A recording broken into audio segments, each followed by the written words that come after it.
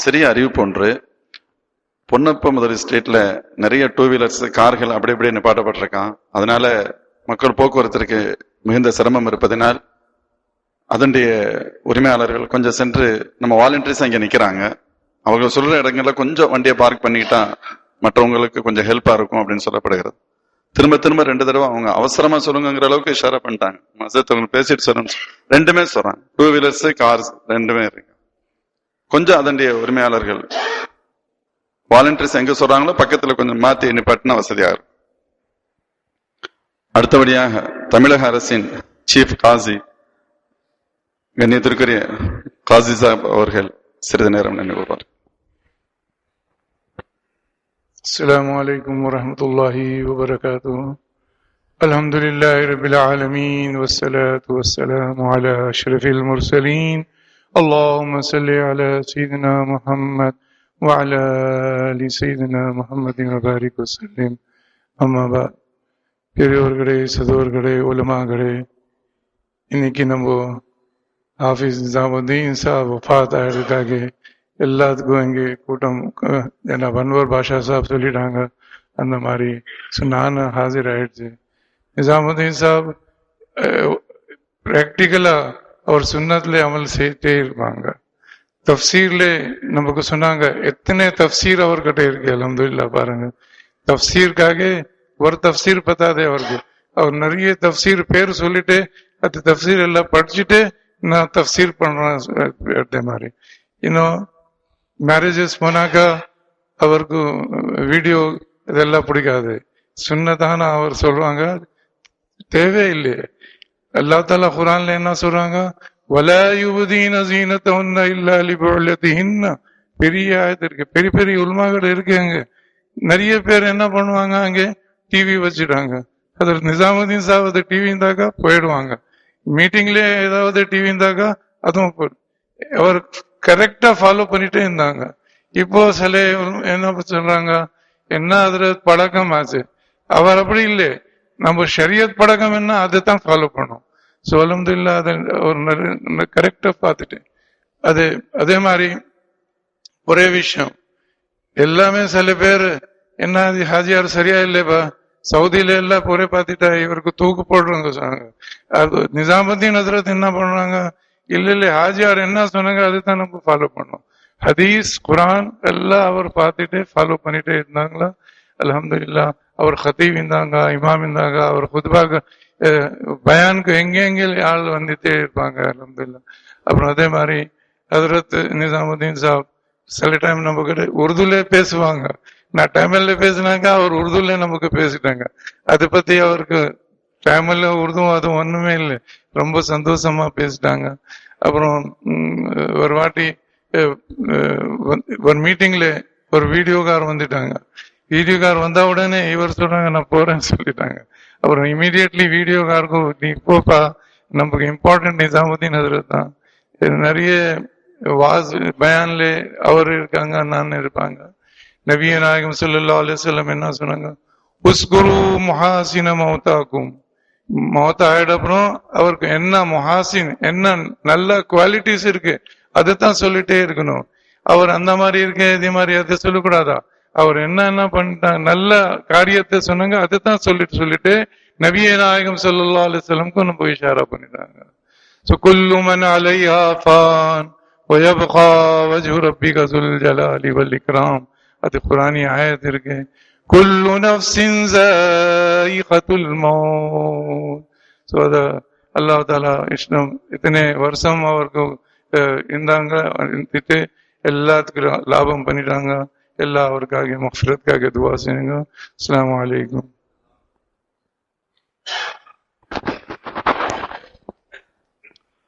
அடுத்தபடியாக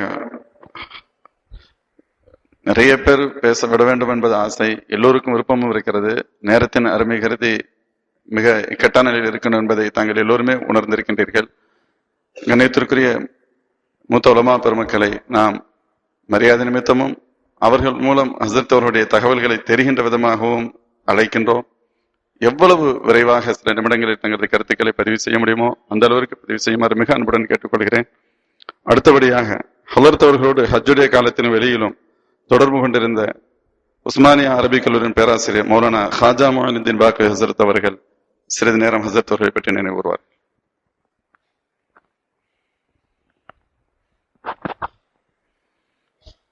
நிறைய பேர் நிக்கிறாங்க, கொஞ்சம் முன்னால தள்ளி பின்னால் நிறைய நிக்க உள்ள வந்துருங்க. பின்னால் நிறைய பேர் நின்றுகிட்டு இருக்கிறாங்க, அங்க இருக்கிறவங்க கொஞ்சம் முன்னால தள்ளி. பின்னால் நிறைய பேர் நிக்கிறாங்க.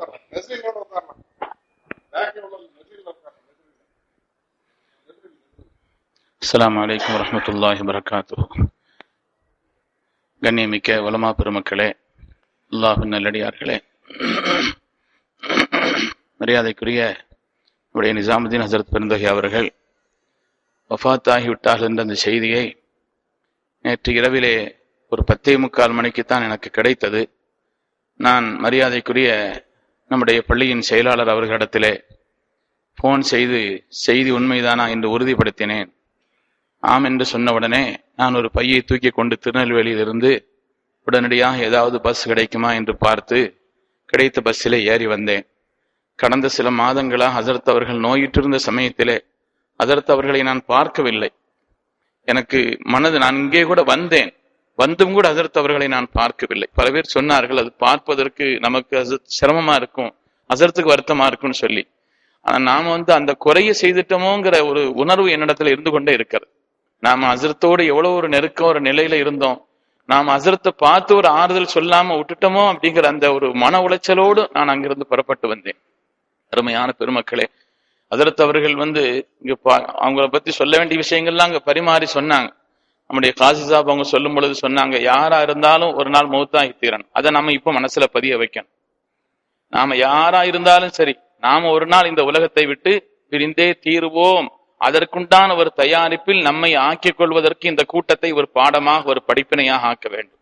ஒலவு கான ஃபித் துன்யா பகாஉன் லிசாகினி லகான ரசூலுல்லாஹி ஃபீஹா முஹல்லதா வமா அஹது யன்ஜு மினல் மௌத்தி சாலிமா வஸஹமுல் மனாயா கதா ஸாப முஹம்மதா என்று ஹஜ்ரத் ரசூலுல்லாஹி ஸல்லல்லாஹு அலைஹி வஸல்லம் இந்த உலகத்தில் யாராவது நீடித்து நிலைத்து வாழ்வதற்கான ஒரு தகுதி இருக்குமானால் கண்மணி முஹம்மது ரசூலுல்லாஹி ஸல்லல்லாஹு அலைஹி வஸல்லம் அவர்களை அல்லாஹ் தஆலா அப்படி ஆக்கி வைத்திருப்பான். வமா அஹது யன்ஜு மினல் மௌத்தி சாலிமா வஸஹமுல் மனாயா கதா ஸாப முஹம்மதா. அந்த மரணம் என்பது அந்த உத்தமமான நாயகத்தை போய் அடைந்ததன் வழியாக நாம் எல்லோரும் ஒரு நாள் மரணமாகுவோம். இதா ஹமல் தைலல் குபூரி ஜனாசத்தன் ஃபஅலம் பி அன்னக பஅதஹா மஹ்மூலு. நீங்கள் கபருக்காக ஜனாசாவை தூக்கி சுமந்தால் ஒரு நாள் இதுபோல் நீங்களும் செல்லப்படுவீர்கள் என்பதை நினைவு கூறுங்கள் என்று சொன்னார்கள். அந்த நினைவை பசுமையாக்கிக் கொள்வதற்கும் அதற்குண்டான ஒரு தயாரிப்பிலே நல்ல அமல்களை செய்து கொள்வதற்கும் உண்டான ஒரு வாய்ப்பாக இந்த கூட்டத்தை ஆக்கணும். பெருமக்களே, அதே போல அதர்த்தவர்கள் வாழும் காலமெல்லாம் கல்வி கல்வி. நான் கடைசியா அவங்க இடத்துல டெலிபோன்ல பேசின அந்த நேரத்துல கூட கல்விதான், அது சம்பந்தப்பட்ட விஷயங்கள் தான். ஒரு குறிப்பிட்ட மசாலாவை சொல்லி இது சம்பந்தமா ஷாஃபி மذஹபினுடைய ஃபிக்ஹ்ல என்ன இருக்குது அப்படின்னு கேட்டாங்க. அவங்க ரொம்ப பெரிய இல்முள்ள ஆளு. நான் எல்லா வகையிலையும் அறிவுலையும் ஆற்றல்லையும் எல்லா வகையிலையும் குறைஞ்சவன். ஒரு ஜும்மா பயானுக்கு ஹசரத் எஞ்சி நின்னுட்டாங்க. நான் வந்த பிறகு ஹசரத் அவங்க உட்கார்ந்துட்டு என்ன பேச சொன்னாங்க. எனக்கு ஆச்சரியமா இருந்துச்சு. இந்த கூட்டத்துல நான் பேசுவேன்னு நினைக்கல, ஏன்னா நிஜாமுதீன் இல்ல, அதனால நான் அந்த கூட்டத்துல பேசணும்னு நான் நினைக்கல. ஆனா பேசுவதற்குண்டான ஒரு சூழல் ஏற்பட்டுச்சு. அவ்வளவு பெரிய இல்முல ஒரு பெரிய கடலாக இருந்தால் கூட கல்வியில குறைந்த ஆட்களுக்கும் கூட ஹசரத் அவங்க செய்த மரியாதை அப்படிங்கறத கண்கூட பார்க்க முடிஞ்சு. கடைசி காலம் வரை அவர்களோடு எந்த தொடர்பின் கடைசி நேரம் வரை இல்மோடு தான் தொடர்பு கொண்டிருந்தார்கள். வரலாற்றில் நான் பார்க்கிறோம், ஹஜ்ரத் சுஃபியான் சௌரி ரஹ்மத்துல்லாஹி அலைஹி அவர்கள் கர்கராவில் இருந்தாங்களாம். சுஃபியான் சௌரி ரஹ்மத்துல்லாஹி அலைஹி மரண சமயத்தில் இருக்கிறாங்க. அவங்க பக்கத்துல ஒரு ஆள் உட்கார்ந்துகிட்டு லா இலாஹ இல்லல்லாஹ் சொல்லுங்க, லா இலாஹ இல்லல்லாஹ் சொல்லுங்கன்னு சொல்லிக்கிட்டு இருந்தாங்களாம். சுஃபியான் சௌரி ரஹ்மத்துல்லாஹி அலைஹி அவங்கள கூப்பிட்டு சொன்னாங்களாம், நீங்க சொல்லணும் தான், லக்கீனு மௌத்தாக்கும் மௌத்தாக்களுக்கு லா இலாஹ இல்லல்லாஹ் ஞாபகப்படுத்தணும் தான், ஆனா அதுக்கு விளக்க நீங்க விளங்கி இருக்கிற மாதிரி அர்த்தம் அல்ல. அவங்க சொன்னாங்களாம், அதுக்கு விளங்கி இருக்கிறது நீங்க விளங்கி இருக்கிற மாதிரி அர்த்தம் அல்ல. நீங்க பக்கத்துல உட்கார்ந்துகிட்டு லா இலாஹ இல்லல்லாஹ் லா இலாஹ இல்லல்லாஹ் அப்படி நீங்க சொல்லிக்கிட்டு இருக்கணுமே தவிர அவங்கள சொல்லுங்கன்னு சொல்லக்கூடாது. ஏன்னா அவங்களுக்கு வேற ஏதாவது ஒரு சிரமமான நிலை இருந்து இந்த சொல்லை அவர்கள் ஏதாவது உதாசீனப்படுத்தி விட்டால் அது சிரமமாகிவிடும் என்பதனாலே அப்படி சொல்லக்கூடாது. நீங்க லா இலாஹ இல்லல்லாஹ் அமைதியா சொல்லிக்கிட்டு இருக்கணும், அதுதான் அந்த ஹதீஸுக்கு அர்த்தம்னு சொன்னாங்க. பெருமக்களை, வாழ்நாள் வரை அதற்கு பிறகு அவங்களுடைய வஃபாத் ஏற்பட்டதாக வரலாற்றில் பார்க்கிறோம். கடைசி நேரம் வரை இல்முக்காக தங்களை அர்ப்பணித்தவர்கள் பெருமக்கள். எப்படி ஹஜ்ரத் சய்யிதுனா உமர் இப்னு கத்தாப் ரலியல்லாஹு தஆலா குத்தப்பட்டு 3 நாட்கள் குற்றுயிரும் குயிரமாக வாய் வழியாக உணவு செல்ல இயலாத நிலையில் இருந்து ஹதரத் சையதுனா உமர் இப்னு கத்தாப் ரலியல்லாஹு தஆலா அவங்களுடைய அருகிலே சொல்லி முடிச்சார். இது சொல்லி அவங்களுடைய அருகிலே ஒரு ஆள் வர்றாங்க. அவங்களுடைய கரண்டைக்கு கீழே வேஷ்டி இழுத்து கொண்டே வருது, அந்த துணி இழுத்துக்கிட்டு வருது. ஹதரத் சையதுனா உமர் இப்னு கத்தாப் ரலியல்லாஹு அன்ஹு இஷாராவின் மூலமாக சொன்னார்களாம், இர்ஃபா சௌபக் ஃபஇன்னஹு அன்காலி சௌபிக்க வ அத்காலி ரப்பிக்க, உங்களுடைய ஆடையை கொஞ்சம் உயர்த்தி கெட்டுங்க, அது ஆடையையும் சுத்தமா வைக்கும், உங்களுடைய ரப்பையும் உங்களுக்கு அவனுடைய திருப்தியையும் தக்குவாவையும் தேடி தரும்னு சொன்னாங்களாம். கடைசி நேரமே அப்படிப்பட்ட வாழ்ந்த பெருமக்களை போல் இந்த உலகத்தில் வாழ்ந்து மறைந்தவர்கள். ஆனா ரொம்ப சின்ன பிள்ளை மாதிரி, வெளியில பார்த்தா அவங்களுக்கு பேச்சு அதுல பார்த்து கம்பீரமான ஒரு நிலை தெரியும். அவங்கள்ட்ட பழகுன சின்ன பிள்ளை மாதிரி. ஒவ்வொரு ஹஜ்ஜிலையும் அசத்தான் எனக்கு பெட்டி கட்டுவாங்க, என்னுடைய அட்டை பெட்டியை கட்டுறது கூட அசத்தா நான் இழுத்து பிடிக்கிறேன்னா உங்களுக்கு அந்த அனுபவம் இல்லை, எனக்கு நிறைய இருக்குதுன்னு சொல்லுவாங்க பெருமக்களே. அந்த அளவிற்கு நாம ஒரு இழந்து தவிக்கிறோம், என்னால சொல்ல முடியல. அதே போல அசத்தவர்கள் மீது பிரியம் கொண்ட எத்தனையோ ஆயிரக்கணக்கானவர்கள் இருப்பார்கள். அவங்களுக்கு பேசுறதுக்கான சூழல் இல்லாவிட்டாலும் கூட அப்படிப்பட்ட ஒரு பெருமதிப்பும் கண்ணியம் அவங்களுடைய உள்ளத்தில் இருக்கும். சின்ன சின்ன விஷயத்திலே கூட ரொம்ப தெளிவுரை. அவர்கள் ஈடுபடாத எந்த காரியம் உண்டு. இதாஜா நஸ்ருல்லாஹி வல் ஃபத்ஹுன்னு ஆயத்து வந்த உடனே சித்தியக்குல் அக்பர் அழுதாங்களாம். என்ன அல்லாஹ்வுடைய உதவியும் வெற்றியும் தானே வருது, எதுக்காக அழுகணும்னு கேட்கும் பொழுது இந்த வெற்றி வர்ற இந்த நேரத்துல ஸல்லல்லாஹு வஃபாத் செய்தி அதற்குள்ள இருக்குதுன்னாங்களாம் சித்தியக்குல் அக்பர் அவர்கள். அது மாதிரி இந்த உலகத்துல எல்லா சேவையும் செய்து முடித்திருக்கிறார்கள். தப்சீர்ல அவங்க செய்த சேவை கொஞ்சம் நஞ்சமா. ஹதீஸ்ல ஒவ்வொரு நாளும் சுபுல ஒரு ஹதீஸ் பாடம் நடத்தி கொண்டிருப்பார்கள். மாணவர்களுக்கு நல்ல தேர்ச்சி உள்ள மாணவர்களுக்கு விரிவுரை செய்வதை போல் ஹஜ்ரத் அவர்கள் காலையில சுபுல ஒவ்வொரு நாளும் ஹதீஸினுடைய விளக்கத்தை சொல்லிக் கொண்டிருப்பார்கள். ஃபிக்ஹினுடைய துறையில அவங்க தொடாத ஒரு நிலைப்பாடு இல்லை. ஹஜ்ஜில அவங்கள மாதிரி தமிழ்ல இவ்வளவு பெரிய கிதாப் நூல் எழுதிய ஆட்கள் வேறு யாரும் இல்லை. ஜக்காத்தை பற்றி பாடம் நடத்தினா பள்ளியிலேயே 2 நாள் 3 நாள் நடக்கும். அப்படிப்பட்ட ஜக்காத்தினுடைய விரிவுரை செய்வார்கள். நான் அவர்களை திருநெல்வேலியில் அழைத்து சொன்ன பொழுது 1 மணி நேரம் 2 மணி நேரத்திலாம் ஜக்காத்தை பத்தி விரிவுரை செய்து முடிக்க இயலாது, 2 நாளாவது வேணும்னு சொன்னாங்க. அப்படிப்பட்ட நிலையிலே தங்களால் ஆன அத்தனை சேவைகளையும் கல்வி ரீதியாக ஹஜ்ரத் அவர்கள் செய்திருக்கிறார்கள். அல்லாஹு ஜல்ல சுப்ஹானஹு வ தஆலா அவருடைய மறுமை வாழ்வை எல்லா வகையிலும் பிரகாசமானதாக ஆக்கி அருள்வானா. உன்னதமான சொர்க்கத்தை அல்லாஹ் அவர்களுக்கு வழங்கி அருள்வானாக. ஆகிரத்தில் அவனுடைய அருளையும் அன்பையும் பெற்ற வலிமான்களுக்கும் நாதாக்களுக்கும் சாலிஹீன்களுக்கும் அல்லாஹ் என்னென்ன உயர்ந்த சிறப்புகளை எல்லாம் கொடுத்தானோ அப்படிப்பட்ட உன்னதமான சிறப்புகளை எல்லாம் ஹஜ்ரத் அவர்களுக்கு அல்லாஹ் தஆலா நிறைவாக வழங்கி அருள்வானாக. ஹஜ்ரத் அவர்கள் எந்த கல்வி சேவையை ஷரியத்தினுடைய பிடிப்பை இந்த உலகத்தில் கற்றுத்தந்தார்களோ அதை வாழ்க்கையில் பற்றி நடப்பதற்கு அல்லாஹ் நமக்கும் நசீபை தந்தருள்வானாக. ஆமீன் ஆமீன் யா ரப்பல் ஆலமீன். ஆகிர் அஸ்ஸலாம். அடுத்தபடியாக மஸ்ஜிதுடைய சிறப்புமிகு தலைவர் ஜனாப் அல்ஹாஜ் முஸ்தபா சாஹிப் அவர்கள் சில நிமிடங்கள் ஹலரத் அவர்களை பற்றி நினைவு கூறுவார்கள். அஸ்ஸலாமு அலைக்கும் வரஹ்மத்துல்லாஹி தஆலா வ பரகாத்துஹு. அல்ஹம்துலில்லாஹி ரப்பில் ஆலமீன். அஸ்ஸலாத்து வஸ்ஸலாமு அலைக யா ரசூலல்லாஹ். அன்புக்குரிய அல்லாஹ்வின் நல்லடியார்களே, எங்களது இமாம் அவர்களை பற்றி பேச வேண்டுமென்றால் அவர்களே சொல்லுவார்கள், காலம் பொன் போன்றது அல்ல, பெற முடியாத காலம் என்று சொல்வார்கள். அந்த காலத்தின் அருமைகிறது ரத்தின சுருக்கமா இறந்தொரு வார்த்தை சொல்லி முடிக்கிறேன். அவர்களை பார்க்க செல்லுகின்ற போதெல்லாம் என்னை அறியாமல் நான் அழுவேன். அப்போது என் கையை பிடித்து பக்கத்தில் உட்கார்ந்து வைத்துக் கொள்ளுவார்கள். உடனே அவர்கள் முகத்தை தடவி அல்லாஹ்விடம் துஆ கேட்பேன். என்றாலும் இந்த அல்லாஹ் நம்மை விட்டு இன்று அவர்களை எடுத்துக்கொண்டான் என்று நினைக்கின்ற போது வேதனையாக இருக்கின்றது. அழுதேன். ஏன் அழுதேன் தெரியுமா? அவர்களை அழைத்துக் கொள்வான் என்று அழவில்லை. அவர்கள் மூலமாக நாங்கள் கேட்டு பயன்பெற்றுக் கொண்டிருந்த அது அற்புதமான அல்லாஹ்வின் அருள்முறையாம் திருமறையின் வசனங்கள் கேட்க முடியாமல் போய்விடுமே என்று நாங்கள் அழுது. அதுதான் உண்மை. இந்த தள்ளாத வயதிலும் கொஞ்சம் கூட அசத்தியா இருந்து விடாது. ஒவ்வொரு வாரமும் அந்த தப்சீரில் கலந்தால்தான் மனம் நிறைவேறும். தமிழகத்தை பொறுத்த வரைக்கும் அழகிய முறையிலே, அற்புதமான முறையிலே தமிழிலே அல்லாஹ்வுடைய அருள்முறையாம் திருமறையை ஓதிய அந்த வசனத்திற்கு அர்த்தத்தை சொல்லப்பட்ட அந்த அர்த்தத்திற்கு அற்புதமான விளக்கங்களை தந்தவர்கள். அவர்கள் தந்த அந்த விளக்கங்கள் ஒவ்வொரு நெஞ்சிலும் நிறைந்து போய் இருக்கின்றது. அப்படியே அதுதான் என்னிடமும். ஆகவே அதற்காகவே அழுதேன். யா அல்லாஹ், நாங்கள் அழுத கண்ணீர் வீணாக்க போய்விடக்கூடாது என்ற கவலையில் உண்டு என கேட்கின்றோம். நேரத்தை கருதி அவர்கள் அறிந்தோ அறியாமலோ செய்திருத்த சிறுவர் பாவங்களை மன்னித்து அவர்கள் கவலையுடைய அதாவை நீக்கி அவர்களுக்கு மிகப்பெரிய அந்தஸ்தை பதவியை தந்துருவாரே மன்றாடி கேட்டுக் கொள்கின்றோம். உண்மையிலேயே கேட்கின்றோம். எங்களுடைய இதயபூர்வமான இந்த துவாவை ஏற்று அவர்களுக்கு மிகப்பெரிய நட்பதை தந்திருவாயாரே என்று சொல்லி முடிக்கிறேன். ஆகிறதவன் அனிலம் எல்லாரும்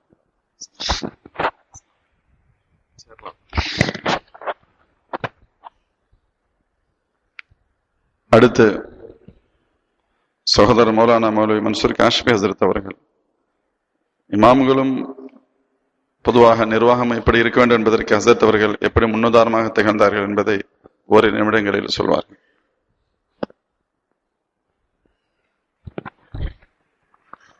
அஸ்ஸலாமு அலைக்கும் வரஹ்மத்துல்லாஹி வபரகாத்துஹு. ஹஸ்ரத் அவர்களோடு மிக அதிகமான முறையில் நான் அவர்களுடைய குத்துபகானாவில் தான் அதிகமாக நான் இருந்து கொண்டிருந்தேன். சில நேரங்களில் கிதாபுகள் பார்த்து கொண்டிருக்கும் பொழுது 12 மணி 1 மணி ஆகும். நேரம் தெரியாது. நான் இந்த பக்கத்து ரூமிலே இருந்து கொண்டிருப்பேன். திரும்பி கொஞ்ச நேரத்திற்கு பிறகு சரி நேரமாகிவிட்டது போகலாம் என்று அந்த கதவை திறந்தால் அது முழித்துக் கொண்டே இருப்பார். சில நேரங்களில் 1 மணி 2 மணி வரைக்கும் இல்ல நீங்க பாருங்க மோல்சா, நீங்க பாருங்க, நானே இருந்துகிட்டு இருக்கிறேன். 2 மணி வரைக்கெல்லாம் சில நேரத்திலே முழித்து கிதாபுகளை பார்த்து கொண்டிருப்பார்கள். அவர்களோடு பழகியவர்கள் சொல்வார்கள், ஹசரத் முதல்ல பாத்ரூம் போயிட்டாங்கன்னா அதுக்கு பிறகு நம்ம போலாம். ஏன்னா மற்றவர்கள் அந்த பாத்ரூம் அசிங்கமா இருந்தா ஹசரத் தான் முதல்ல போய் சுத்தம் செய்வாங்க. ஹஜ்ஜில எல்லாம் சுத்தம் செஞ்சுட்டு அதுக்கு பிறகு அது ரொம்ப சுத்தமா இருக்கும், நம்ம போகலாம். அவர்களுடைய உடையில் ஒரு சிறிய அழுக்கு கூட நம்மால் பார்க்க முடியாது. கடைசி வரை அவருடைய மகனார் சொன்னார்கள், ஒரு தடவை துணியை அவர்கள் பிழிந்து விட்டால் அதற்கு பிறகு வேற யார் எவ்வளவு பிழிந்தாலும் அதிலிருந்து தண்ணீரை எடுக்க முடியாது. அந்த அளவிற்கு துணியை சுத்தமாக வைத்திருப்பார்கள். ஒரு அன்கான்சியஸா ஒரு 1-2 நாட்கள் கொஞ்சம் நினைவில்லாமல் இருந்தார்கள். அப்படி நினைவில்லாமல் இருந்த போது தன்னுடைய லுங்கியை ரொம்ப கட்டியா பிடிச்சுக்கிட்டு இருப்பாங்க. எந்த காரணத்தை முன்னிட்டும் அந்த வேட்டி கீழே வர்றதுக்கே அவங்க விட மாட்டாங்க. இது ஒரு நோயாளியினுடைய பிடி இல்லை அப்படின்னு சொல்லுவாங்க. அந்த அளவுக்கு பிடிச்சுக்கிட்டு இருந்தாங்க. கையில கொஞ்சம் மேல தூக்குற மாதிரி இருந்துச்சுன்னா அந்த நினைவு இல்லாம இருக்கும் பொழுதே கை தானாகவே அந்த லுங்கியை கீழே தள்ளி விட்டுரும். கடைசியாக ஹசரத் அவர்களோடு பேசி கொண்டிருக்கும் பொழுது கொஞ்சம் தெளிவா இருந்தாங்க. உடம்பு எப்படி இருக்குது அப்படின்னு கேட்டுக்கிட்டு இருக்கும்போது கடைசியா ஹசரத் சிரிச்சது.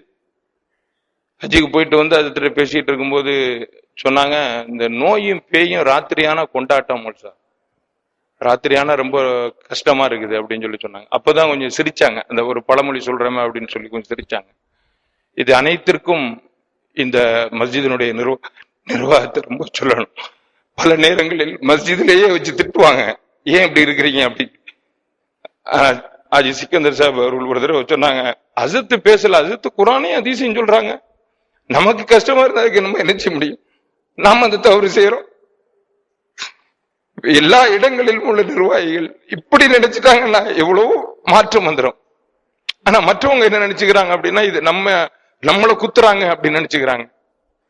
இங்க இருக்கக்கூடிய இந்த மக்களுக்கும் வெளியில் உள்ள மக்களுக்கும் ஒரு பெரிய பேரிழப்பு.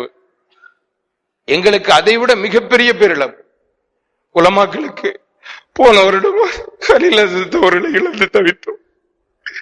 இந்த வருடம் ஹசரத் அவர்கள் நம்மை விட்டு மறைந்து விட்டார்கள். மஸ்லக் எந்த துறையில் என்ன கொள்கை பிடிப்போடு இருக்க வேண்டுமோ, இது இப்படிதான் இருக்கணும் அப்படின்னா ஹசரத் அவர்களை மாதிரி, கலீல் ஹசரத், நிஜாமுதீன் ஹசரத் அவர்களை மாதிரி ஒரு கொள்கை பிடிப்பு, இது தவறு, இது தவறு, தவறுதான். அது எதுவாக இருந்தாலும் சரி, இது மக்களுக்காக வேண்டியெல்லாம் நம்ம விட்டு கொடுக்க முடியாது. இதுல ஷரியத் ஹதீஸ் என்ன சொல்லுச்சோ அதான், அதற்கு மேல் அதுல நம்ம கொஞ்சம் கூட வளைந்து கொடுக்க முடியாது என்பதிலே ரொம்ப பிடிப்பாக இருந்தவர்கள். அது போல தவாதுவை பத்தி சொன்னாங்க. அவர்களுடைய பிள்ளைகளிடத்துல கடைசி நேரம் வரைக்கும் இங்க உள்ள மக்கள்லாம் இங்க நின்றுகிட்டு இருந்தா கூட சுபு கடந்த ஒரு வாரத்திற்கு முன்னால் சுபு தொழாம ரொம்ப அசதியா தூங்கிட்டதுனால அவருடைய பிள்ளைய ஹசரத் அவங்க திட்டினது இங்க இருக்கிறவங்க எல்லாம் கேட்டுட்டு, என்ன ஹசரத் இன்னைக்கு நல்லா திட்டுறாங்களே. கடைசி நேரம் வரைக்கும் தங்களுடைய குழந்தைகளிடத்துல இதை சொல்லிக்கிட்டே இருந்தாங்க. உங்க பிள்ளைங்க எல்லாம் சொன்னாங்க.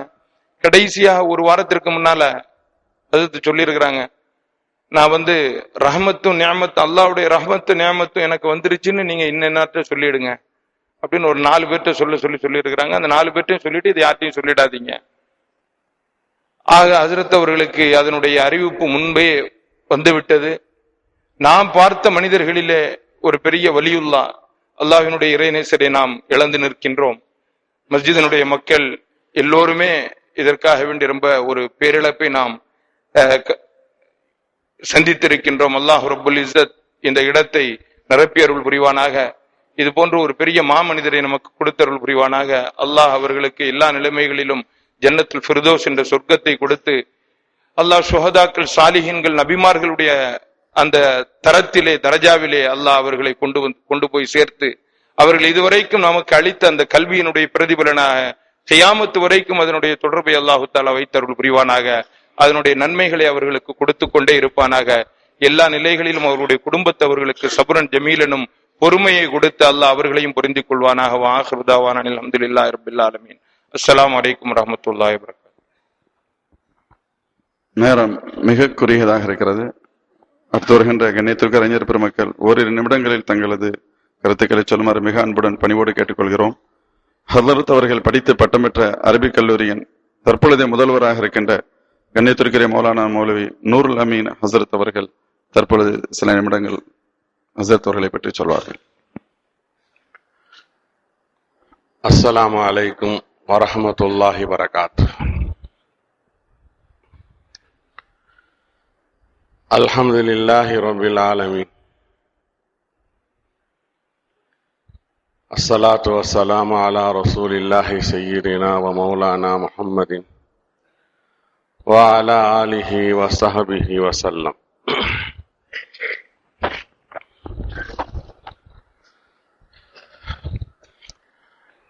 கண்ணியத்திற்குரிய அல்லாஹ்வின் நல்லடியார்களே,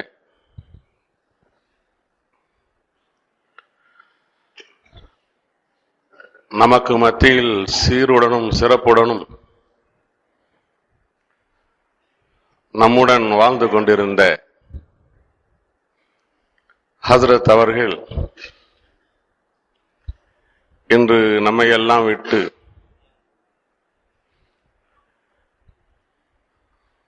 அல்லாஹ்விடம் சென்று விட்டார்கள்.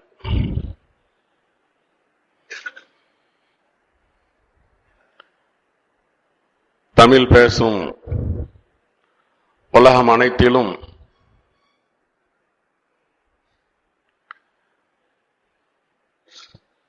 புரசைவாக்கத்தை பிரபலப்படுத்தியவர்கள்.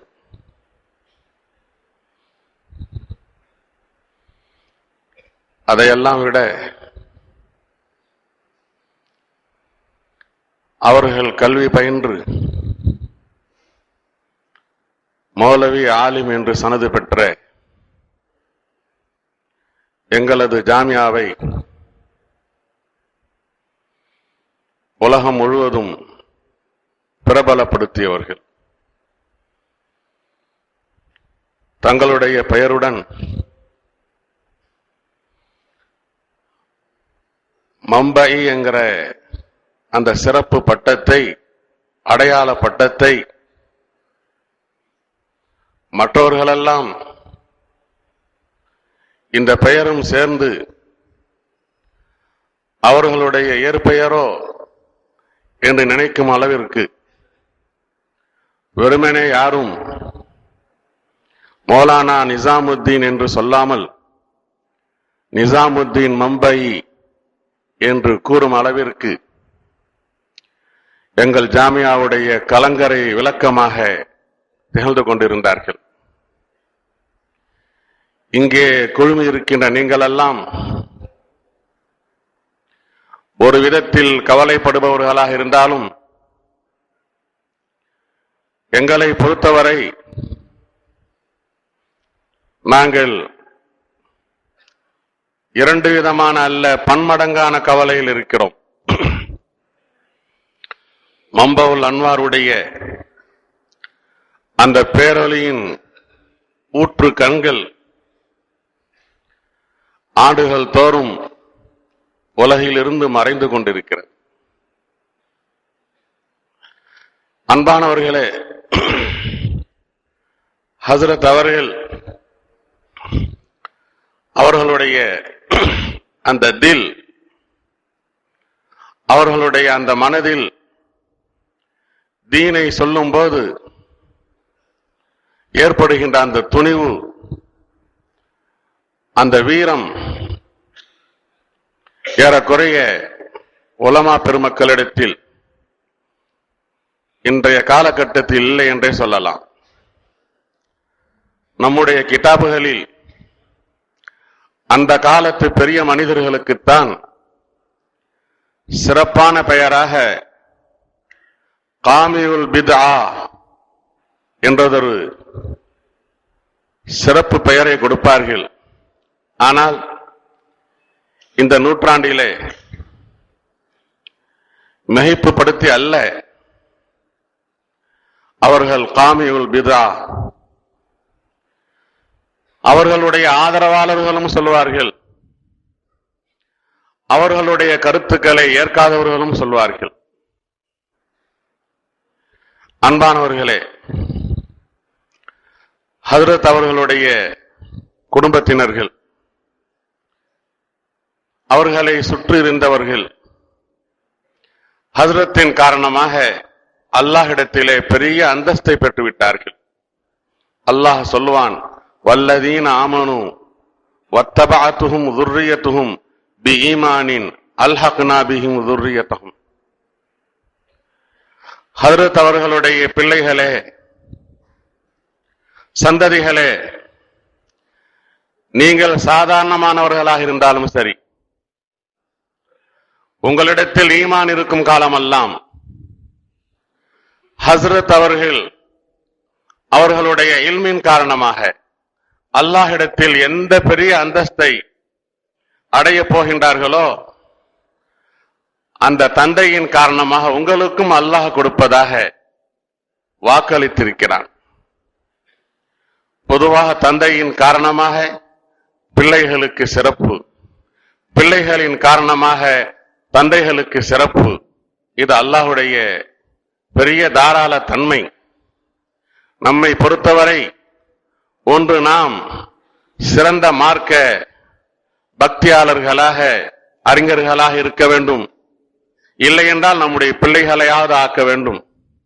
அதற்கு முன் உதாரணமாக நம்முடைய ஹஜ்ரத் அவர்கள் இருந்திருக்கிறார்கள். அல்லாஹ் அவர்களுடைய அனைத்து சருகுதலையும் மன்னித்து மறு உலகில் உயர்ந்த அந்தஸ்தான ஜன்னத்துல் ஃபிர்தௌஸில் அவர்களை நுழைய வைப்பானாக, உயர்ந்த அந்தஸ்துகளை தருவானாக. எம்பெருமானார் ஸல்லல்லாஹு அலைஹி வஸல்லம் அவர்களுடன் இருக்கும் பாக்கியத்தை தருவானாக என துஆ செய்து என்னுடைய வார்த்தைகளை முடிக்கின்றேன். ஆகிர் தாவானா. எது செய்தாலும் அவர்களிடத்திலே ஒரு ஒப்புதலும் பெற்றுக்கொள்வோம். அவர்கள் அறிவுலக மாமேதை. நம்முடைய மார்க்க அறிஞர்களுக்கு மட்டுமல்ல, என்னை போன்ற இந்த வயிற்று கல்வி, உலக கல்வி, நூல் கல்வி கற்றவர்களுக்கெல்லாம் கூட ஒரு ஆசானாக இருந்தார்கள். எந்த ஒரு சிறு சந்தேகம் வந்தாலும் எந்த நேரத்திலும் தொலைபேசியிலே தொடர்பு கொண்டு விட்டால் உடனே அதற்குரிய கித்தாபுகளை எல்லாம் எடுத்து மிகப்பெரிய விளக்கங்களை எல்லாம் அவர்கள் சொல்லுவார்கள். நேரிலே பார்த்து விட்டால் அவர்களுடைய விருந்தோம்புதல் பண்பை மறக்கவே முடியாது. அவர்களே எடுத்து வந்து அந்த டீயை அவர்கள் கையாலே நமக்கு கொடுத்தால்தான் அவர்களுக்கு ஒரு திருப்தி. அதே போல இணையதிசிகள் பத்திரிகையிலும் என்ன செய்திகள் ஏதாகிலும் தவறாக இருந்தால் உடனே சுட்டிக்காட்டம் செய்வார்கள். அந்த அறிவுலக மாமேதை ஒரே ஒரு தடவை ஒரு செய்தியை நான் விளக்கம் கேட்டேன், அதை மட்டுமே இங்கே சொல்லிவிட்டு அமர நினைக்கிறேன். நம்முடைய மார்க்க அறிஞர்கள், ஆலிம்கள் வணிகத்திலே இறங்குகிறார்களே, வியாபாரத்திலே இறங்குகிறார்களே, இதை பற்றி தாங்கள் என்ன நினைக்கிறீர்கள் என்கிற ஒரு கருத்தை, ஒரு வினாவை அவர்களிடத்திலே தொடுத்தேன். ஒரு ஐயம் வந்ததனாலே அப்பொழுது அவர்கள் நேரில் அமர்ந்து கேட்ட காரணத்தினாலே ஏறக்குறைய 1 மணி நேரம் அதை குறித்த விளக்கங்களை சொல்லி கிதாபுகளை எல்லாம் எடுத்து காட்டி தெள்ளத் தெளிவாக சொன்னார்கள். ஆலிம்களாக இருக்கிறவர்கள் வணிகத்திலே இறங்குவார்களேயானால் அல்லது செயல்களிலே தொழில்களிலே இறங்குவார்களேயானால் வேறு இடங்களிலே பணிகளிலே அமர்வார்களேயானால் அவர்கள் பொய் பேசுவதற்கும் தவறுகள் செய்வதற்கும் வாய்ப்புகள் நிறைய ஏற்பட்டுவிடும். ஜினா செய்வதை விட புறம் பேசுவதை விட மிக கொடுமையானது பொய் பேசுவது. இமாம்கள் என்று சொன்னால் அவர்கள் 1 இமாமத்தை செய்ய வேண்டும், 2 மார்க்க கல்வியை போதிக்க வேண்டும், 3 மார்க்க பிரச்சாரத்தை செய்ய வேண்டும், 4 நூல்கள், மார்க்க நூல்கள், அறிவு நூல்கள் நிறைய எழுத வேண்டும்.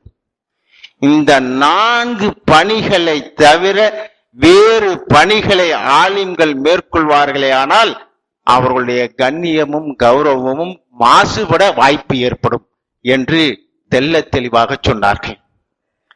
அப்படி எத்துணை ஆழமான நுணுக்கமான கருத்துக்களை கேட்ட பொழுதிலும் அந்த அறிவுலக ஆசான் என்னை பொறுத்தளவில் எனக்கு ஒரு ஞான பெருந்தகை. அவருடைய இழப்பு என்பது நம் அனைவருக்கு மிகப்பெரிய பேரிழப்பு தான். யாருக்கு யார் ஆறுதல் சொல்லுவது, யாருக்கு யார் தேர்தல் சொல்லுவது? ஆறுதலும் தேர்தலும் தேடுவதற்காகத்தான் இங்கே அமர்ந்து அவரை பற்றி பேசிக் கொண்டிருக்கிறோம். அல்லாஹ் தஆலா அவரையும் நம்மையும் மறுமையிலே எம்பெருமானார் ஸல்லல்லாஹு அலைஹி வஸல்லம் அவர்கள் அணியோடு சேர்ந்து சுவனத்துக்குள்ளே நுழைகிற அந்த பெரும் பாக்கியத்தை தந்தரல வேண்டும் என்று துவா செய்து அமைகிறேன். அஸ்ஸலாமு அலைக்கும் வரஹ்மத்துல்லாஹி வபரகாத்துஹு.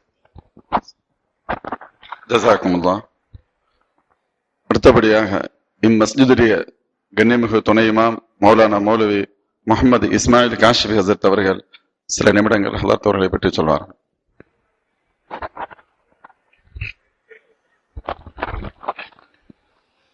அஸ்ஸலாமு அலைக்கும் வரஹ்மத்துல்லாஹி வபரகாத்துஹு.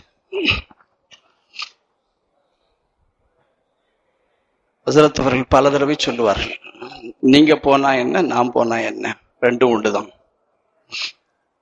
உண்மையிலேயே அந்த நிலையை உணரக்கூடிய சூழ்நிலை. ஹஸரத் அவர்களுடன் 18 வருடங்களாக கூடவே பணி செய்து கொண்டிருக்கிறேன். அந்த பண்பு என்பது சொல்ல முடியாது. தூரத்தில் இருப்பவர்களுக்கு வேண்டால் ஹஸரத்தை பற்றி எப்படியாவது தெரியலாம். ஆனால் அருகில் போய் அமர்ந்தால் அவர்களைப் போல ஒரு சின்ன குழந்தையை விட வேறு யாரும் பார்க்க முடியாது. அந்த அளவிற்கு பண்புள்ளவர்கள். தீனுடைய விஷயத்தில் தூணாக நிற்பார்கள், யாரும் அசைக்க முடியாது. எத்தனை பேர் வந்து சொன்னாலும் கூட அசைக்காமல் இருப்பார்கள், அசையாமல் இருப்பார்கள். தீனுடைய விஷயங்கள் அல்லாஹ் சொல்லுகிறான், ரசூல் சொல்லுகிறார்கள், அதன் பிரகாரம் தான் நாம் நடந்தாக வேண்டும். சில நேரங்களில் நான் கூட ஹஸரத்துக்கு தெரியாமல் சில இடங்களுக்கு சென்று விட்டு வந்து விடுவேன். ஹஸரத் அவர்கள் சொல்வார்கள், பல இனித்தபாத் அஹ்வாஹும் மின் பாதி மா ஜாஅக மினல் இல்ம் மா லக மினல்லாஹி மின் வலியும் வலா வாக் என்பார்கள். அவருடைய மனைச்சைகளை பின்பற்றி நீங்கள் ஏதாவது செய்துவிட்டால் அல்லாஹ்வுடைய உதவி உங்களுக்கு கிடைக்காது என்று சொல்வார்கள். அப்படின்னு அல்லாஹ் சொல்ற குர்ஆன். இப்படி தீன் விஷயங்கள்ல தூணாக நின்ற காரணத்தினால்தான் இன்று எங்களுடைய பள்ளியில எந்த விதமான கொள்கை வேறுபட்டவர்களையும் பார்க்க முடியாது. பல நேரங்களில் தொப்பியை பற்றி பல விஷயங்களை பற்றி ஹஸரத் அவர்கள் சொல்லுவார்கள். சொல்லக்கூடிய நேரத்திலே யார் வந்து சொன்னாலும் அசைக்க முடியாது. அந்த அளவிற்கு ஆணித்தரமான கொள்கை மிக்கவர்.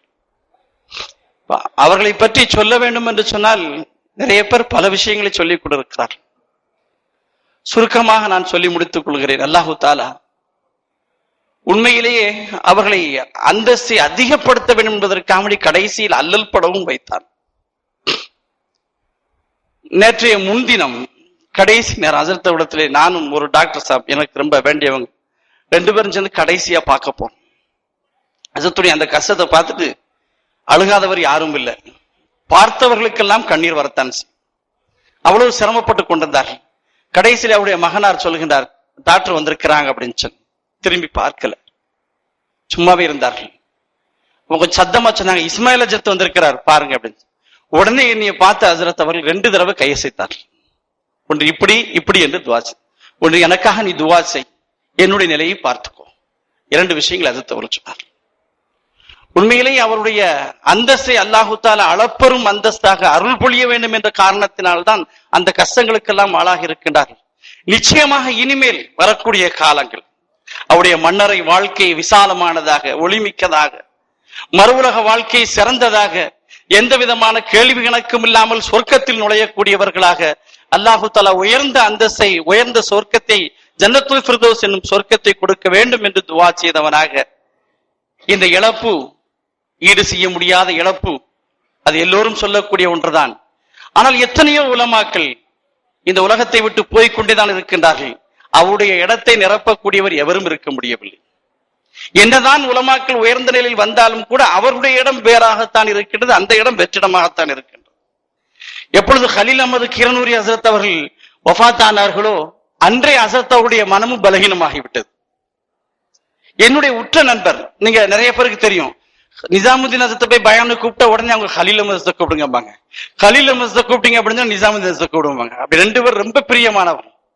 கலீல் அஹ்மது வஃபாத் கரெக்டா 1 வருஷம் 1 மாசம் 7 நாள் ஆயிடுச்சு. அவர்கள் வஃபாத்தாய் கரெக்டா 1 மாசம் ஆக போகுது. 1 மாசம் அவருக்கு இன்னும் 3 நாள் இருக்கு. ஹசரத் அவர்களும் செல்ல வேண்டும் என்று ஆசித்தார்களோ என்னவோ, ஹசரத் அவர்களும் சென்று விட்டார்கள். அல்லாஹு தஆலா அன்னாருக்கு முழு மக்ஃபிரத்தை வழங்கி உயர்ந்த சுவர்க்கத்தை கொடுப்பதற்கு நாமெல்லாம் துஆ செய்ய வேண்டும். ஆறுதல் சொல்வதற்கு யாரும் இல்லை. எங்களுடைய நிர்வாகமோ ஹசரத் அவர்களை அவ்வளவு கண்ணியப்படுத்தி வைத்திருந்தார்கள். அவர்கள் எல்லாம் இப்பொழுது கண்கலங்கி நிற்கின்றார்கள். எங்களுடைய தலைவர் அவர்கள் பேச ஆரம்பித்து விட்டாலே போதும், பெயரை சொல்லிவிட்டாலே ஆள ஆரம்பித்து விடுவார். அந்த அளவிற்கு எல்லோரும் அவர்களை உயர்ந்த நிலையில் வைத்திருக்கின்றார். அதனால் உங்கள் அனைவரத்திலும் என்னுடைய தாழ்மையான வேண்டுகோள் என்னவென்று சொன்னால், எங்களுடைய நிர்வாகத்தில் இருக்கக்கூடிய நிர்வாகிகளுக்கும் ஒரு அழுத்தமான உள்ளம் வர வேண்டும். அவருடைய விஷயத்திலே இன்னும் அதிகப்படியான கண்ணியம் உயர வேண்டும் என்று நீங்கள் துஆ செய்வதோடு, மௌலானா மௌலவி ஏஎம் அப்துல் ரஹ்மான் ஹதரத் அவர்கள் ஹஸரத் அவர்களை பற்றி 1 நிமிடங்கள் நினைவுறுவார். அல்ஹம்துலில்லாஹி ரப்பில் ஆலமீன் வஸ்ஸலாத்து வஸ்ஸலாமு அலா அஷ்ரஃபில் அன்பியா வல் முர்ஸலீன் வ அலா ஆலிஹி வ அஸ்ஹாபிஹி அஜ்மஈன். சங்கைக்குரிய உலமாக்களே, மரியாதைக்குரிய பெரியோர்களே, சகோதரர்களே, ஒரு நேரத்தில் வல்ல அல்லாஹ் வகுத்திருக்கக்கூடிய அந்த அஜல் நிறைவடையும் போது அவர் உலகத்தை விட்டும் சென்று தீர வேண்டும் என்பது அல்லாஹ்வின் விதி. ஆனால் உலகத்திலே ஒரு மனிதர் எப்படி வாழ்ந்து எப்படி அமைந்திருந்திருக்கிறது என்பதை வைத்துத்தான் அந்த மனிதனுடைய நிலைக்கு மதிப்பீடு செய்யப்படுகிறது. ஏனென்றால் உலகத்தினுடைய வாழ்க்கையே வல்ல அல்லாஹ் ஒரு சோதனை களமாகத்தான் ஆக்கியிருக்கிறார்.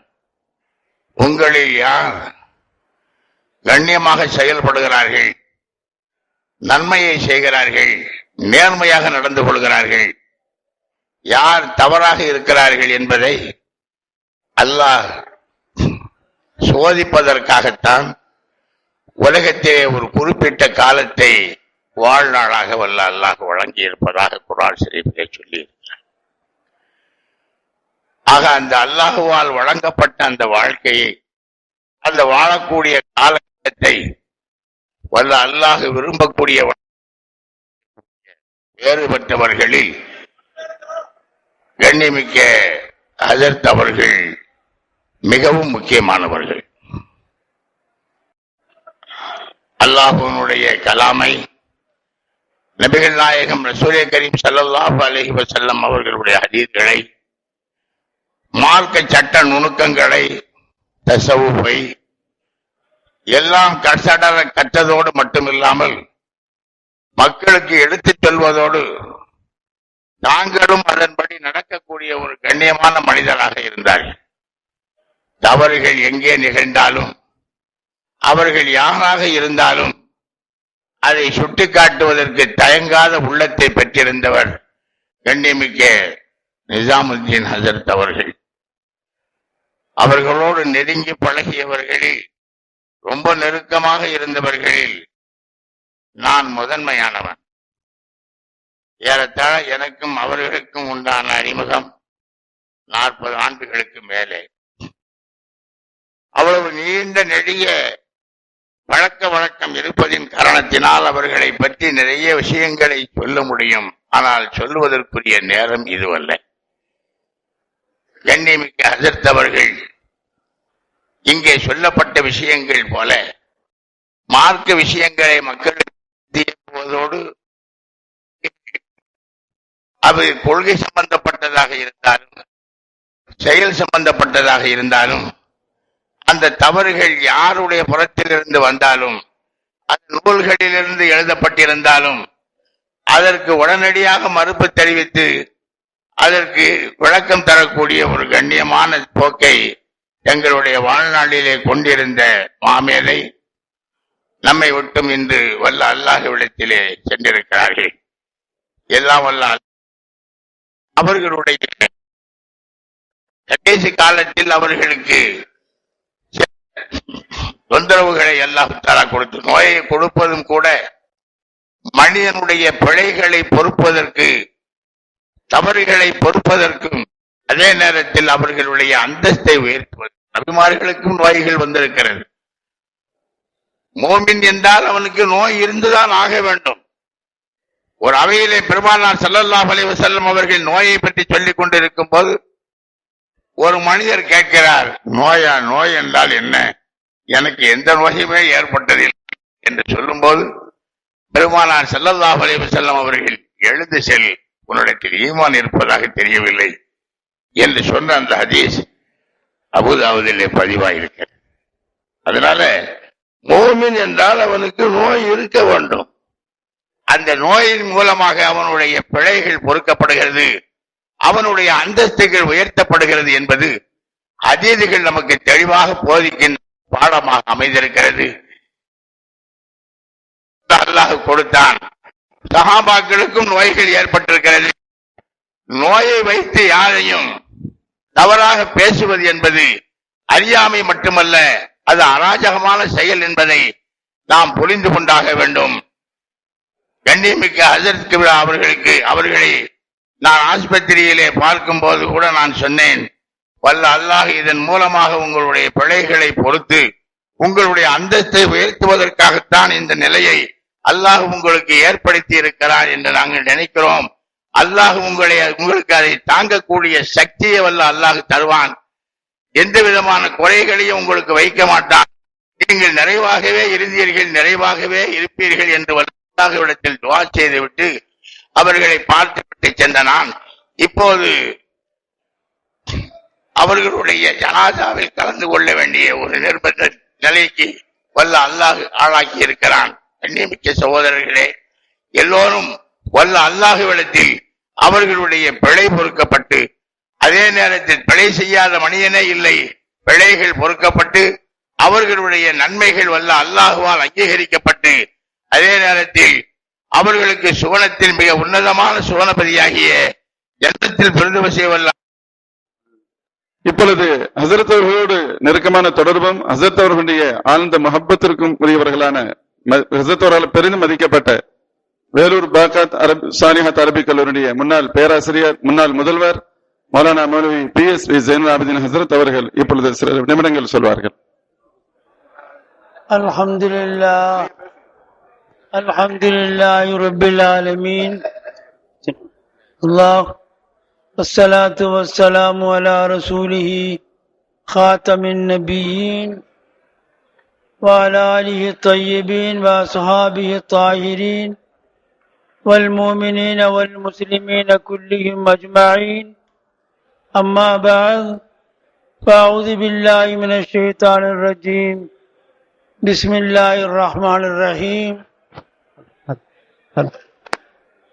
قال رسول الله صلى الله عليه وسلم: إذا مات المؤمن تجملت المقابر بموته، فليس منا بقعة إلا وهي تتمنى أن يدفن فيها صدق رسول الله صلى الله عليه وسلم. அன்பு நிறைந்த பெரியோர்களே, அன்பு சகோதரர்களே, நீண்ட நேரம் பேசுவதற்குரிய நேரம் அன்று என்பது நாம் அனைவரும் அறிந்த விஷயம். நம்மை விட்டும் பிரிந்த அன்பு மௌலவி அவர்களின் சிறப்பு அம்சங்கள், தனி சிறப்புகள் ஏராளமாக உள்ளன. அவைகளையெல்லாம் பேசுவதற்கு பல மணி நேரங்கள் அவசியப்படுகிறது. நாம் புரிந்த ஒரு விஷயத்தை நல்ல முறையில் புரிந்து கொள்வது அவசியம். நமது மௌலவி அவர்கள், அப்துல் ரஹ்மான் ஹசரத் அவர்கள், ஜமாஅத் உலமா தலைவர்கள் அவர்கள் பேசியது போல, நோய் என்பது ஒரு மனிதருக்கு வருவது என்பது எவ்வளவு பயரமாக வருகிறதோ, வலுவாக வருகிறதோ, அது அவருடைய உச்சஸ்தானமான ஈமானையும் உறுதியையும் பரலோகத்தினுடைய பற்றையும் எடுத்து காட்டக்கூடிய சின்னமாகும் என்பதை நாம் அறிய வேண்டும். அல்லாஹு நபிகள் நாயகம் ஸல்லல்லாஹு அலைஹி வஸல்லம் அவர்களுக்கு 2 சக்தியை கொடுத்திருந்தான். ஒன்று அல் குவத்துல் குதுசிய்யா, அல்லாஹுவை சேர்ந்த அபாரமான சக்தி, அல்லாஹுவை சார்ந்த அபாரமான சக்தி நபி அவர்களுக்கு கொடுக்கப்பட்டிருந்தது. அந்த அபாரமான சக்தியை சொல்லால் வர்ணிக்க முடியாது, எழுத்தால் எழுத முடியாது, சிந்தனைக்குட்படாத ஒரு பெரிய தாக்கத். அந்த வல்லமையினுடைய பிரதிபலிப்புத்தான் நபி அவர்கள் நிகழ்த்திய அனைத்து அற்புதங்களும். அடுத்த ஒரு குணம், நபிகள் நாயகம் ஸல்லல்லாஹு அலைஹி வஸல்லம் அவர்களை அப்தாக படைத்திருந்தான். நபி அவர்களுக்கு அப்தியத் என்பதை கொடுக்கப்பட்டிருந்தது. 1,24,000 நபிமார்களுக்கும் மேலே இருந்த நபி அவர்கள் 1,24,000 படிக்கு கீழே இருந்து பணியாற்றினார்கள். 10 படி ஏறினால் அவன் 10 படி இறங்கி ஆக வேண்டும்.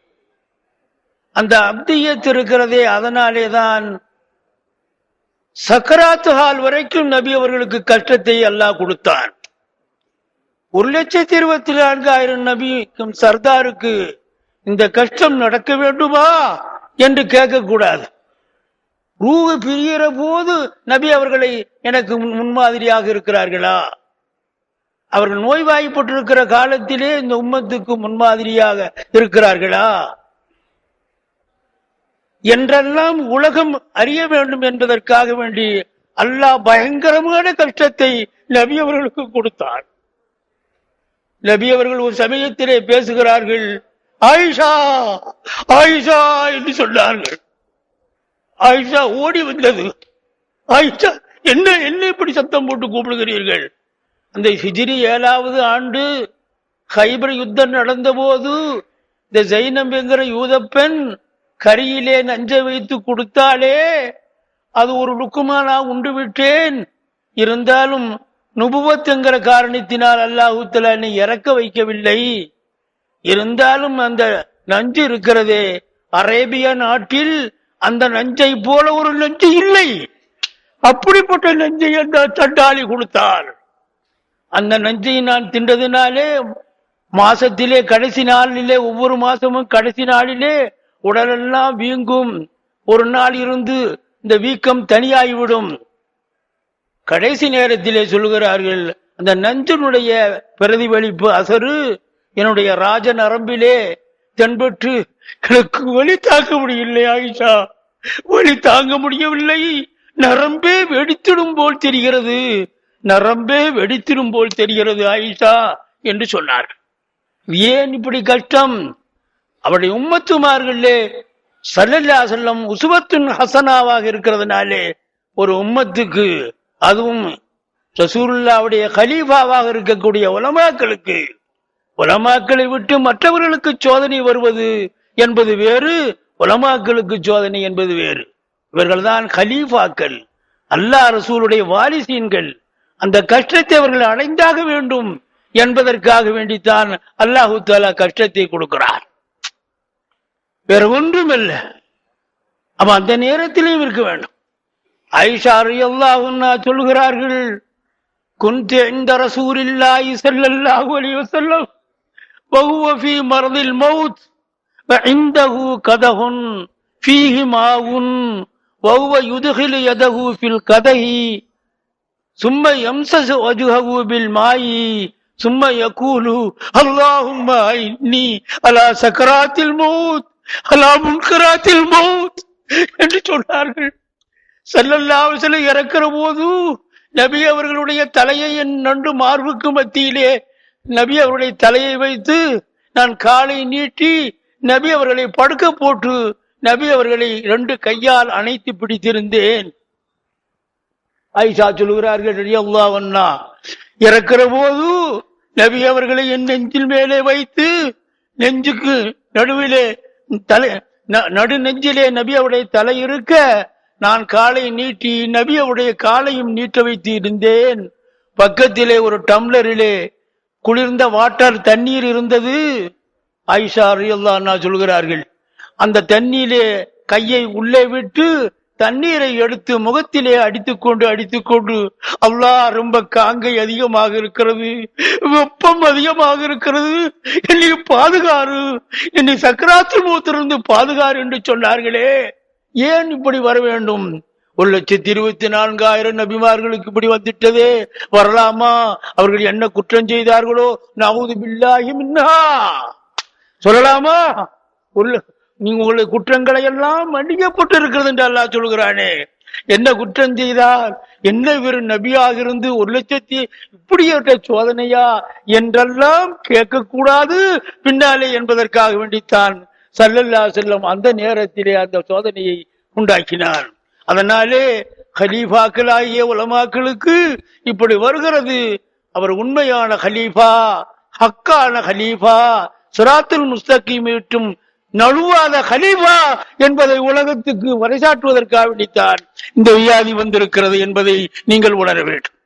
அல்லாஹ் சுப்ஹானஹு வ தஆலா இவர்கள் போனதற்கு பிறகு அவர்களுடைய உலமாக்களாகிய இந்த மதராசில் இருக்கிற உலமாக்களுக்கும் மற்ற உலகத்தில் உள்ள அனைத்து நல்ல உலமாக்களுக்கும் அந்த விதமான உறுதியையும் மனோவன்மையையும் அஞ்சா நெஞ்சத்தையும் கொடுத்து இஸ்திகாமத் என்ற சத்தியத்தின் மீது தடம்புரளாமல் உறுதியோடு நிற்கக்கூடிய வலிமையும் பொலிவையும் கொடுத்து அல்லாஹு தஆலா இந்த உம்மத்தை பாதுகாப்பாளாக.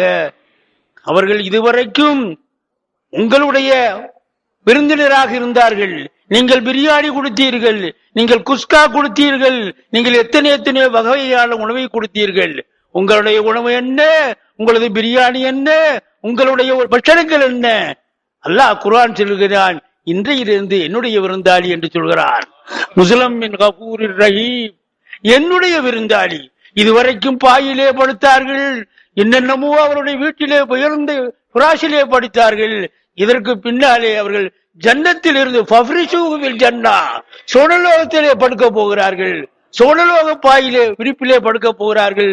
சுமணக்கா இதுவரைக்கும் நாத்த காற்று, இந்த உலகத்தில் உள்ள காற்றை அவர்கள் சுவாசித்தார்கள். இன்று கபரிலே ஜன்னத்தில் இருந்து அவருக்கு காற்று வீசுகிறது, அந்த காற்றை சுவிக்க போகிறார்கள். ஹதீஸிலே வருகிறது, ஒரு மூமினான நல்லடியான் இறந்து போய்விட்டால் இதோ புரசவாக்கம் கபரஸ்தானத்தை பாருங்கள், அங்கே ஒவ்வொரு 6 அடியும் சண்டை போட்டுக்கொண்டு ஒன்னு கெஞ்சி கொண்டு இருக்கிறது. ஒரு 6 அடி இன்னொரு 6 அடியின் மீது, அப்பா எனக்கு விட்டு கொடுடா, எனக்கு விட்டு கொடுடா, அவனை நான் முகத்திலே மறைச்சு கொள்கிறேன் என்று உன்னோட எனக்கு விட்டு கொடு. எவ்வளவோ கபரை நீ அடக்கி வைத்திருக்கிறாய், இன்றைக்கு வரக்கூடியவரை நான் முகத்துக்குள் மறைத்துக் கொள்கிறேன் என்று ஒவ்வொரு 6 அடியும் எனக்குள்ளாலே அவர் அடக்க வேண்டும் என்று அங்கே ஒன்றுக்கொன்று பேசிக் கொள்கிறது என்று ஸல்லல்லாஹு அலைஹி வஸல்லம் சொன்னார். அப்படிப்பட்ட ஒரு நல்ல ஆலிம் நம்மை விட்டு பிரிகிறார். இதை விட உயர்ந்த ஸ்தானத்திலே படுக்க போகிறார், உயர்ந்த காற்றை அனுபவிக்க போகிறார். அல்லாஹு தஆலா மெஹ்மான், மீஸ்மான், இவர்கள் மெஹ்மான். அல்லாஹு தஆலா இன்றிலிருந்து மீஸ்மான், அவர்கள் மெஹ்மானாக போகிறார்கள். அப்படிப்பட்ட ஒருவரை நாம் அல்லாஹ் இடத்திலே ஒப்படைத்து விட்டு வரப்போகிறோம். அல்லாஹ் சுப்ஹானஹு வ தஆலா அவரை போன்று எல்லா உலமாக்களையும் ஆக்கி இந்த உம்மத்துக்கு இஹ்லாஸான முறையில் கிதுமத்து செய்யக்கூடிய நல்லவர்களாக ஆக்கி வைப்பானாக. அவருடைய நல்லவைகளை ஏற்றுக்கொள்வானாக, தீயவைகளை மன்னித்து விடுவானாக. அல்லாஹ் சுப்ஹானஹு வ தஆலா அவனுடைய ரஹ்மத் என்ற ஷாலை கொண்டு போர்த்தி நமது அன்பு மௌலவியை